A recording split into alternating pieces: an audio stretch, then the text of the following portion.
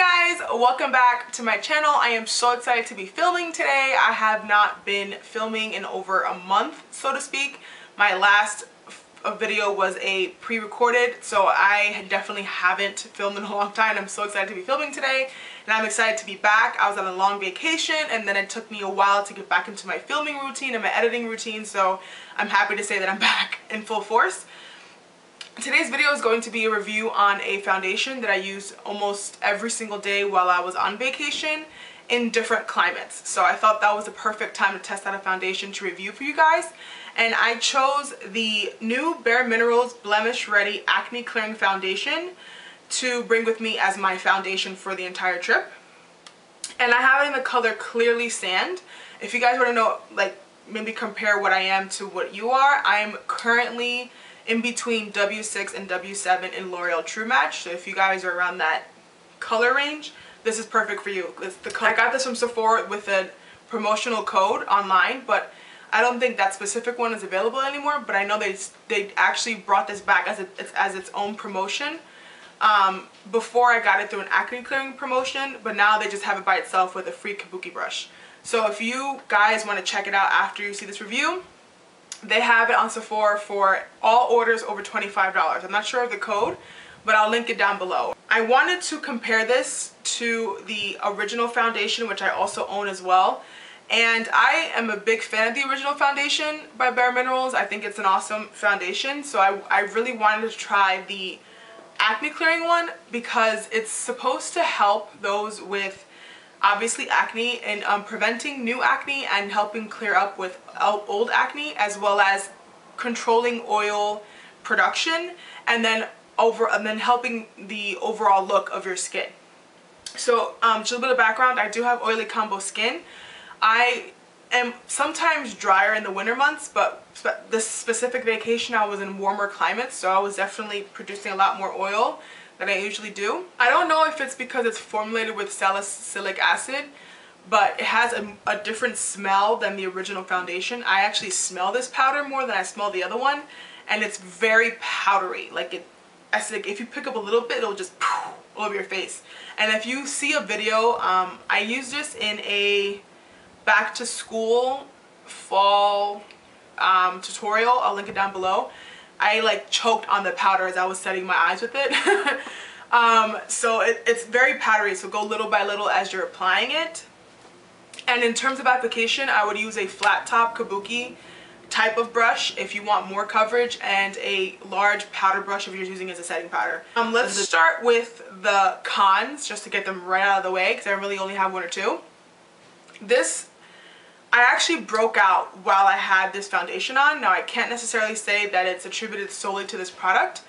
I just think it didn't help me as much to prevent acne or blemishes or pimples, whatever you want to call it, but I don't think it stopped or like aided in any which way for me to not break out. So I don't think it's 100% effective on that front.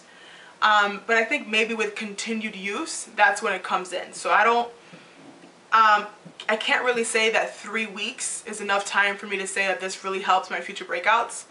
But I can say that while I used it, I actually cleared up a lot faster than I usually do. And another major difference with this foundation is that it's more matte. That's another thing that I don't think is 100% effective. I would probably say maybe 70%, 70 to 80%. I am a very oily person, especially in warmer climates, and I did notice that it kept me matte maybe 3 to 4 hours by the end of the day. And I went on tours, I did a lot of walking in the sun and a lot of, you know, just adventure stuff, and by the time I got back to my hotel or my boat, wherever I was at the time, it was a lot. Like, I looked like an oily mess, especially in my T-zone area and my temple area. And I actually broke out in my temple area here. But I did like the way that it kept me matte for the first part of the day. So I don't think it lasts that long. I think you do have to reapply. I never reapplied at all whatsoever, so that's probably why I looked so bad at the end of the day, because I usually do touch up, but I didn't touch up at all. One thing I like about this foundation is that it built up nicely. So if you put a lot of it on, it didn't look like you had cake face. On that same note, I actually had to use a little bit more than I usually would with the powder foundation to get the intensity or the coverage that I wanted. So this is not a medium to full coverage foundation. This is definitely a light to medium coverage foundation. It says that it helps reduce the redness or, you know, pink areas of your face.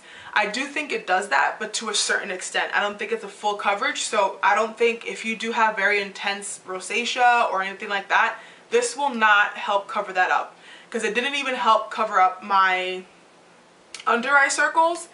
And I had a little bit of redness around my nose, and it didn't really, I mean, it covered it up for maybe like an hour or so, but it dissipated very quickly. I actually had to use concealer to get it to cover up underneath my eyes.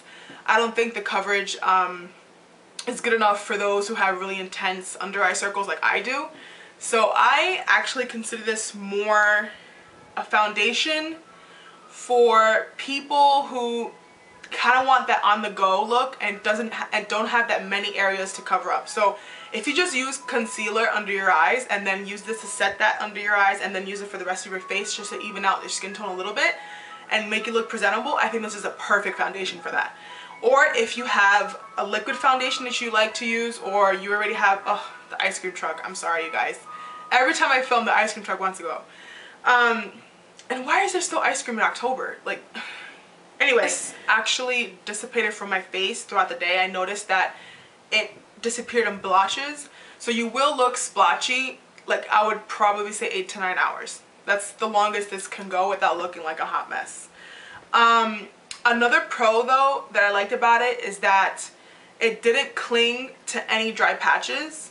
Granted, I am oily combo, so I barely get dry patches, but I did have a few and it didn't cling to them. One thing I will note though is that this goes very quickly. You only get 0.27 ounces in the original, in the actual full-size packaging. I don't even think that will last you a month or a month and a half if you use it every single day.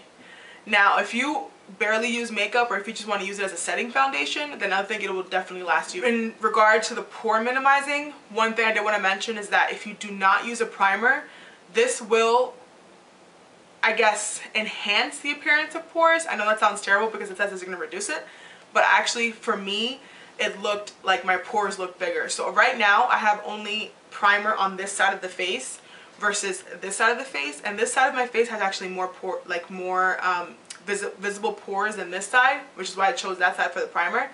And I'm going to do a close-up, and you can see that this side has more pores visible than this one, and it's because the powder actually enhances that.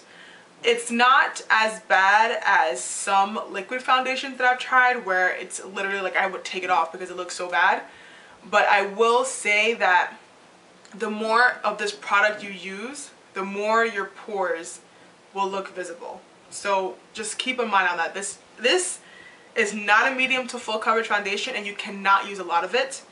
It won't give you cake face at all whatsoever, but it will enhance your pores. If that makes any sense. I'm kind of all over the place with this review, but hopefully you guys understand me.